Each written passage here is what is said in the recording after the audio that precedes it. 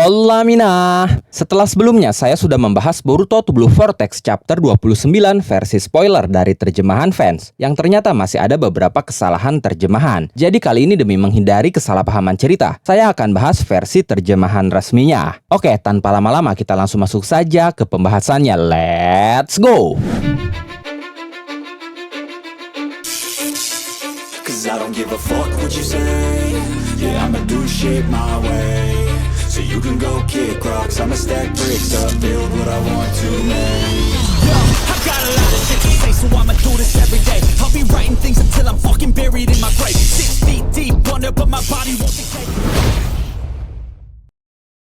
Sampul halaman chapter 29 kali ini menampilkan Boruto yang sedang mengaktifkan karmanya dan menggenggam pedang miliknya. Di sampul halaman itu ada sebuah catatan yang berbunyi, menyerbu ke medan perang dan jadilah dewa iblis. Sementara judul dari Boruto to Blue Vortex chapter 29 adalah pembasmian hama. Di halaman pertama ada sebuah catatan samping editor yang berbunyi, negosiasi yang diberikan pada Momoshiki. Akankah dia meminjamkan kekuatannya? Chapter ini diawali dari kilas balik saat Boruto bernegosiasi dengan Momoshiki untuk meminjam kekuatannya. Momoshiki berkata, "Kau bilang kau mau memberikan tubuhmu?" Boruto menjawab, "Ya, tapi itu kalau aku sudah mengalahkan Jura. Aku tidak akan menarik ucapanku. Kau mengerti keseriusanku tanpa perlu aku mengatakannya kan?" Momoshiki meresponnya dengan berkata, "Ini menjijikan, tapi pikiran kita seluruhnya saling terhubung satu sama lain. Tidak ada kebohongan maupun hal yang bisa disembunyikan. Tampaknya itu perasaanmu yang sebenarnya." Lalu Boruto berkata lagi, "Kau yang tidak punya harapan apapun di masa depan. Aku bisa mengerti perasaanmu yang ingin segera membunuhku, lalu pergi dari dunia ini. Tapi, itu akan berbeda jadinya kalau kau bisa mendapatkan kebebasan. Bagi aku dan kau, Shinju itu sama-sama musuh kita, iya kan?" Momoshiki akhirnya berkata, "Baiklah, sampai sini aku mengerti. Lalu setelah membereskan para Shinju itu, Kawaki akan datang membunuhku ya? Aku tidak akan membiarkan itu terjadi, dasar bodoh. Begitu aku bebas, aku akan membereskan Kawaki dulu." Boruto berkata, "Katakan yang jelas. Jadi bagaimana? Kau mau bekerja sama atau tidak?" Setelah itu tiba-tiba karma Boruto aktif dengan sendirinya. Lalu Momoshiki berkata, "Tidak perlu kupikirkan lagi. Karma atau apapun itu, gunakanlah sesukamu. Cepat habisi musuh kita sekarang juga." Setelah itu kembali ke masa kini. Boruto sudah mengaktifkan karmanya dan berdiri di hadapan para mamushi. Para mamushi berkata, "Jangan mengganggu dasar Otsutsuki." Lalu salah satu mamushi menyerang Boruto menggunakan tangan cakar besarnya. Tapi Boruto menahannya dan menghancurkannya menggunakan sebuah Rasengan. Kemudian para mamushi lainnya datang menyerang bersamaan. Tapi Boruto melemparkan dua shuriken tepat ke mata Rinnegan salah satu mamushi. Lalu Boruto menggunakan Hiraishin no Jutsu menuju shuriken itu. Dan kini dia berada tepat di belakang para mamushi dan langsung memutar menebaskan pedangnya. Sehingga semua mamushi di sana berhasil ditebas kepalanya hanya dalam satu tebasan saja. Setelah itu Shikamaru memberi informasi kepada Boruto terkait lokasi para mamushi lainnya. Dia berkata, "Boruto, di arah jam 4-mu, 2 blok di depan ada 3 lagi." Setelah mendengar itu, Boruto tiba-tiba membuka mata kanannya yang selama ini selalu tertutup. Tapi mata itu bukan Jogan, melainkan Byakugan. Dengan Byakugannya, Boruto bisa melihat tembus pandang ke arah rumah di hadapannya, di mana di balik rumah itu 3 mamushi sedang berjalan dengan santainya. Kemudian Boruto melempar 2 shuriken ke arah jalan pertigaan di depannya. Di sana 2 shurikennya berbenturan dan 1 shuriken berbelok menuju mamushi yang ada di blok sebelah. Shuriken itu menancap tepat di belakang kepala salah satu mamushi. Lalu Boruto menggunakan Hiraishin no Jutsu menuju shuriken itu dan muncul di belakang 3 mamushi itu. Boruto pun bersiap melepaskan serangan, tapi kali ini bukan tebasan, melainkan sebuah Rasengan super besar, yang mana itu adalah Cho-Odama Rasengan. 3 mamushi itu pun hancur lebur seketika. Sementara itu di markas, Inojin terlihat panik saat melihat visualisasi desa yang dibuatnya. Dia berkata, "Hachidaime-sama, mereka sudah ada di distrik C bagian utara, lalu di distrik D bagian selatan juga." Shikamaru berkata, "Ya, aku sudah tahu." Setelah itu Shikamaru memberikan instruksi kepada tim 10 untuk tetap bersiaga di distrik D bagian timur. Sementara Boruto diminta bergerak cepat ke distrik D bagian selatan. Boruto diminta untuk menghabisi para mamushi di sana sebisa mungkin sambil menggiringnya ke bagian timur. Boruto pun memahami instruksinya dan dia langsung terbang menuju titik lokasi yang diinstruksikan. Sementara itu di distrik C bagian utara, terlihat beberapa mamushi sedang berbincang satu sama lain. Mereka membicarakan tentang jumlah mereka yang berkurang drastis. Salah satu mamushi berkata, "Oi, jumlah kita berkurang drastis." Mamushi lainnya berkata, "Ini karena si Boruto sialan itu." Lalu mamushi mamushi yang lain berkata, "Tidak usah dipedulikan. Lagi pula kita juga tidak punya urusan dengannya. Ayo cepat cari Aida." Kita menyebar ke berbagai arah. Tapi setelah mengatakan itu, tongkat hitam menusuk salah satu mamushi dari atas kepalanya yang menembus mata Rinnegan-nya. Ya, orang yang melakukannya adalah Kawaki. Saat itu Kawaki terbang melayang di atas sambil berkata, "Di sini Kawaki, pembasmian mamushi di distrik C bagian utara dimulai." Setelah itu Kawaki langsung mengaktifkan karmanya. Kawaki pun menatap ke bawah ke sekelompok mamushi itu. Para mamushi itu berkata, "Kalian semua ini sebegitunya ingin bermain dengan kami ya?" Lalu mereka melompat ke atas menggapai Kawaki yang melayang tinggi di udara sambil bersiap menyerang Kawaki menggunakan cakarnya. Kawaki cukup terkejut. Dia berkata, "Serangga ini bisa terbang ya?" Tapi saat itu Kawaki dengan mudah menghancurkan kepala mamushi yang datang ke arahnya menggunakan tinju dan juga cakar besarnya. Kemudian ada satu mamushi yang bersiap menyergap Kawaki dari belakang. Hanya saja Kawaki menghilang atau lebih tepatnya mengecil menggunakan Sukuna Hikona, lalu muncul dan membesar lagi di belakang mamushi itu dan langsung menusuk mamushi itu menggunakan tongkat hitamnya yang berhasil menembus mata Rinnegan mamushi itu. Setelah itu Kawaki mengeluarkan satu tongkat hitamnya yang lebih panjang yang akan dia gunakan sebagai senjata. Dengan tongkatnya itu, dia berhasil menghancurkan kepala para mamushi dengan mudah dan lebih cepat. Dia pun berhasil menerobos dan menghantam mereka satu persatu menggunakan tongkat hitamnya itu. Melihat itu, Shikamaru berkata, "Bagus Kawaki, pembasmian di distrik C bagian utara selesai." Di tempat lain, para mamushi sedang bergerak cepat mencari keberadaan Aida sambil saling berbincang tentang berkurangnya lagi jumlah mereka dalam sekejap. Salah satu mamushi berkata, "Oi, kita dikalahkan lagi. Apa yang sebenarnya terjadi? Padahal kita sudah menghapus cakra. Kelihatannya mereka sudah tahu dengan jelas pergerakan kita." Mamushi lainnya berkata, "Itu tidak ada hubungannya. Kalau tidak cukup, kita tinggal menambahnya. Kita menyebar ke area yang lebih luas. Perlihatkan wujud kita pada kerumunan besar penonton itu. Segera kumpulkan perhatian sebanyak mungkin." Setelah itu beralih ke ruang interogasi. Saat itu Mitsuki masih diinterogasi oleh Kobu. Kobu berkata, "Ini soal borgol penyegel yang mengikat Boruto. Dari pemeriksaan setelah itu, dipastikan tidak ada gangguan ataupun kerusakan. Artinya, kemungkinan kalau borgol itu lepas dengan sendirinya karena guncangan seranganmu terbantahkan dengan sepenuhnya. Dengan kata lain, Mitsuki, dilihat dari manapun, bisa disimpulkan bahwa kau membukanya dengan sengaja. Nah, masalahnya ada pada kode pembuka 4 digitnya. Kau yang tidak punya otoritas, bagaimana bisa mengetahuinya?" Konohamaru yang saat itu masih ada di luar ruang interogasi masih bisa mendengar pembicaraan mereka. Dia cukup panik mendengarnya. Dia berkata di dalam hatinya, yang mengetahui kode pembuka 4 digit hanya ada 3 orang, yaitu aku, Ibiki, dan Hachidaime Hokage. Seandainya Mitsuki mengaku kejahatannya, hanya tinggal menunggu waktu saja sampai kecurangan Hachidaime Hokage terungkap. Setelah itu Konohamaru ditegur oleh Nishi yang berjaga di luar ruang interogasi. Nishi berkata, "Hei Sarutobi, kau masih di sini? Kau sudah boleh pergi loh." Dengan sedikit rasa canggung, Konohamaru berkata,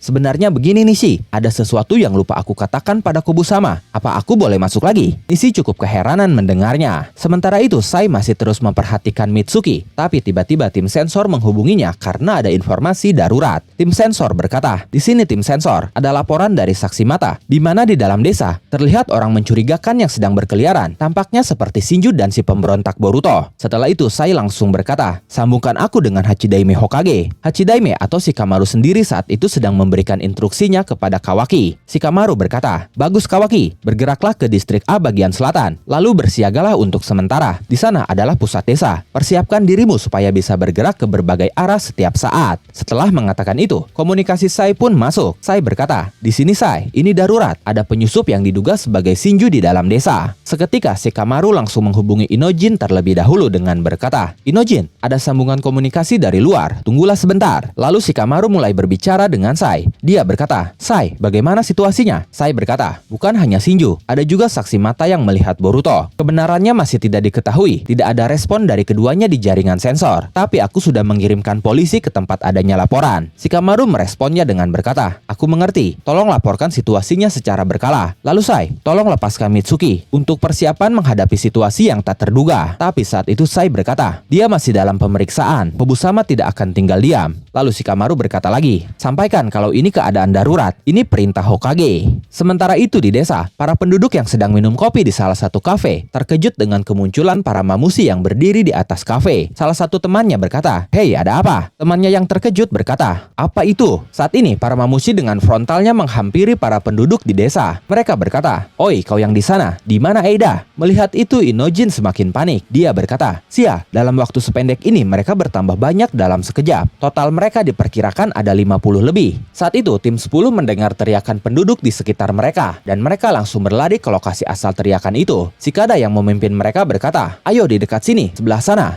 Setelah situasinya berubah seperti itu, Shikamaru pun mengubah rencana. Dia menghubungi Boruto untuk memberikan instruksi selanjutnya. Dia berkata, "Boruto, rencana kita berubah. Mereka menyebar luas ke segala arah dari distrik D bagian selatan sebagai pusatnya. Giring mereka dari bagian barat daya dan berkumpullah dengan tim 10 di bagian timur." Boruto berkata, "Baiklah." Saat itu, sambil menuju lokasi yang diinstruksikan, Boruto menebas semua mamushi yang dia temui. Kembali ke ruang interogasi, Kobu berkata, "Jawablah Mitsuki, kenapa kau bisa tahu kode pembukanya?" Saat itu Mitsuki kebingungan, tapi saat itu Konohamaru tiba-tiba masuk ke ruang interogasi sambil berkata, "Permisi." Semua orang di dalam terlihat keheranan. Kobu berkata, "Ada apa Sarutobi? Aku tidak merasa memanggilmu." Konohamaru berkata, "Maaf, sebenarnya tadi ada hal yang lupa aku sampaikan. Aku mohon maaf sebesar-besarnya. Tapi tentang kode pembukanya, sepertinya aku lupa mengaturnya. Ini kesalahanku." Kobu pun terkejut mendengarnya. Dia berkata, "Apa?" Konohamaru berkata, "Maksudku, sejak awal borgol itu tidak terkunci. Tidak ada kode pembukanya. Jadi tidak aneh kalau borgolnya terlepas karena guncangan." Mitsuki keheranan mendengarnya. Dia langsung berbicara dengan Konohamaru melalui jalur komunikasi Inojin. Dia berkata, "Sensei, apa maksudnya ini?" Konohamaru membalasnya dengan berkata, "Aku tahu kalau kau yang melepaskan Boruto. Aku pun tahu kalau Hachidaime Hokage lah yang memberitahumu kode pembukanya. Jika faktanya terungkap, yang terburuk adalah Hachidaime bisa saja dicopot dari jabatannya sebagai Hokage. Fakta itu tidak boleh sampai ketahuan, setidaknya untuk sekarang. Saat ini Konoha masih membutuhkannya." Lalu Kobu berkata, "Dasar kau ini, kau memang pria yang tidak bisa berbohong ya?" Konohamaru panik mendengarnya. Lalu Kobu bertanya, "Siapa yang kau lindungi?" Konohamaru semakin panik. Dia mencoba mengelak dengan berkata, "Apa maksudmu? Aku tidak melindungi siapapun." Kobu berkata lagi, "Jangan berkata apapun lagi.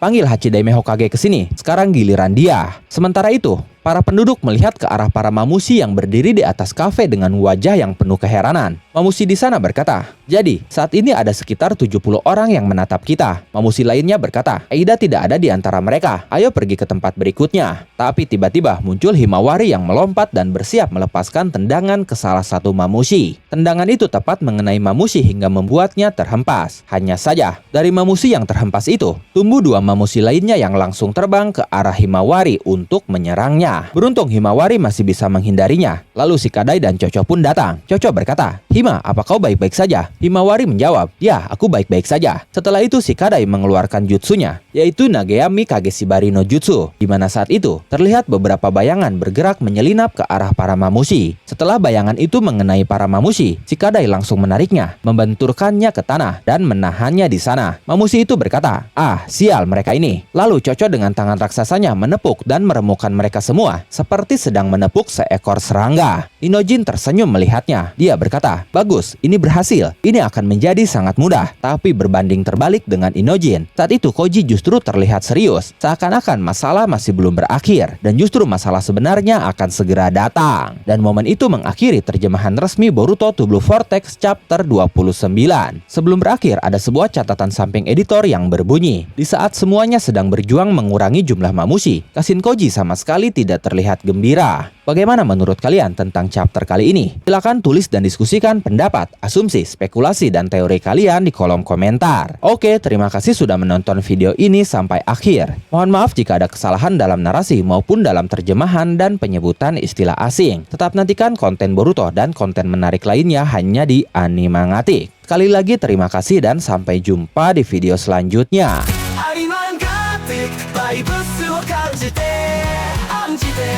アニメの魔法一緒に乗ろう漫画のページがめくれて生き生きと旅に参加して私たち